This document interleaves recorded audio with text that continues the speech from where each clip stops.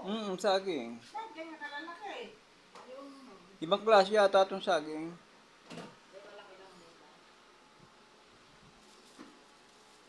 pwede na kainin.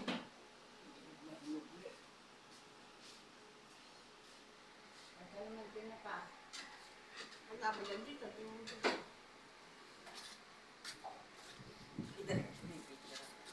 Kasi kakaiban itong saging yung malaki. Parang mangga.